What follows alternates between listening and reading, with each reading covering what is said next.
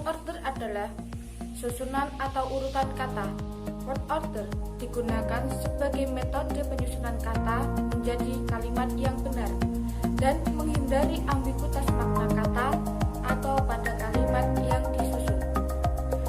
Dan dengan word order bisa membedakan kalimat yang satu dengan yang lainnya secara susunan atau urutan tata bahasanya. Pada umumnya, terutama dengan bahasa Inggris, pola penyusunan kata atau kalimat adalah subjek plus predikat atau kata kerja plus objek atau yang dikenai pekerjaan. Dalam tata bahasa Inggris, word order digunakan sebagai metode penyusunan kata menjadi kalimat yang benar dan menghindari ambiguitas makna kata atau pada kalimat yang disusun. C. Types atau jenis word order. Yang pertama, word order in positive sentence atau word order dalam kalimat positif. Ada subject I, verbnya speak and can speak, objeknya English.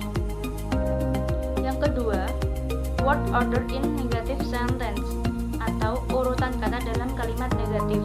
Urutan kata dalam kalimat negatif sama dengan kalimat afirmatif.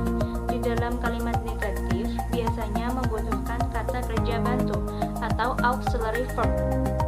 Ada subject I, verbnya will tell, indirect objeknya you, direct objeknya the story, place-nya in school, time-nya tomorrow.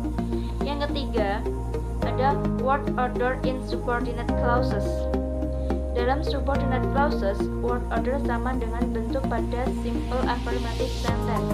Conjunction sering digunakan di antara dua klausa. Ada conjunction yang tadi dari because, subjeknya I, verbnya will tell and don't have.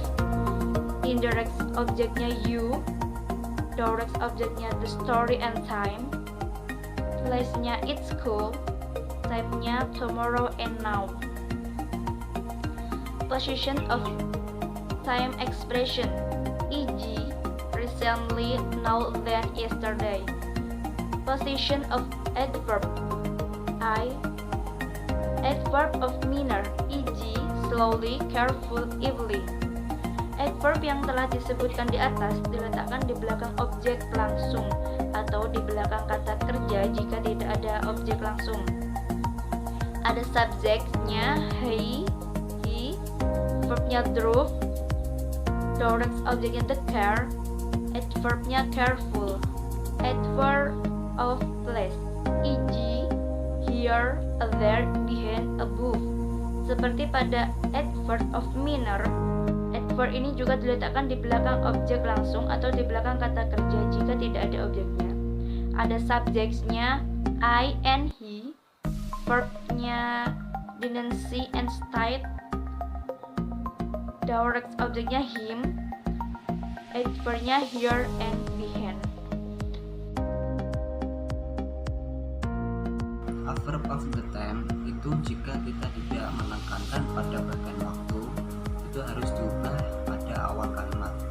Contohnya ya, I will tell you the story tomorrow. Itu kan tidak ada penekanan pada waktu, jadi harus diubah ke awal kalimat menjadi tomorrow I will tell you story. Kalau tidak ada penekanan pada waktu, itu harus diubah pada awal kalimat. Telegram adalah materi atau unit pembelajaran yang menjelaskan tentang waktu. Ada dua cara menggunakan waktu dalam bahasa Inggris, yaitu dengan menggunakan American dan British System. Di dalam British System, terdapat aturan yang harus diperhatikan, yaitu adalah half digunakan setiap kata ganti 30 menit, a quarter digunakan setiap kata ganti 15 menit, two digunakan untuk menunjukkan waktu yang kurang dari atau ketika jarum jam menunjukkan angka 6 sampai dengan angka 12. Dan yang terakhir adalah pas digunakan untuk menunjukkan waktu yang lebih atau satuan menit yang sudah lewat ketika jarum jam menunjukkan angka 12 sampai dengan angka 6. Penyebutan jam diawali dari belakang, yaitu menunjukkan menit terlebih dahulu, kemudian diikuti oleh penyebutan jamnya.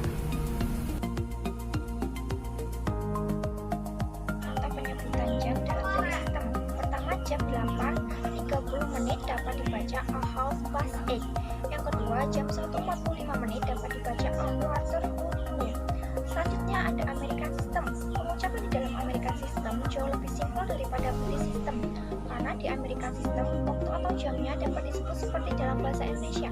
Contohnya, jam 2:31 dapat dibaca 2:31. Akan tapi di dalam kehidupan sehari-hari, telling time sering menggunakan British System. Yang pertama, o'clock, menit ke 00.00 atau disebut dengan tepat. Dan yang kedua, quarter past, menit ke 00.15 lewat 15 menit. Dan yang ketiga, half past, menit ke 00.30 lewat 30 menit. Yang keempat, quarter to, menit ke 00.45 kurang lebih 15 menit. Dan untuk yang kedua, saya akan membacakan contoh percakapan telling time yang menanyakan waktu. Yang pertama, Lala menanyakan waktu kepada Bram. Lala bertanya, "Excuse me, can you tell me the time please?" Bram pun menjawab, "Yes, of course, it's 7 o'clock." Dan untuk yang kedua, contoh telling time tersebut, Lea yang menanyakan kepada Hazel jam berapakah dia bangun pagi dan jam berapakah dia tidur malam. Lea, "Hazel, what time do you usually get up?" Hazel pun menjawab, "I usually get up 5 a.m. Lea pun bertanya lagi kepada Hazel, "And what time do you go to bed?" Hazel menjawab, "At 10 p.m. Di sini saya akan menjelaskan tentang penggunaan kata AM dan PM. AM adalah singkatan dari antemaridem yang memiliki arti before noon atau sebelum tengah hari. Yang kedua adalah PM. Untuk PM adalah singkatan dari postmaridem, berarti afternoon, yaitu waktu setelah tengah hari. PM dimulai dari jam 12 siang sampai dengan jam 12 malam.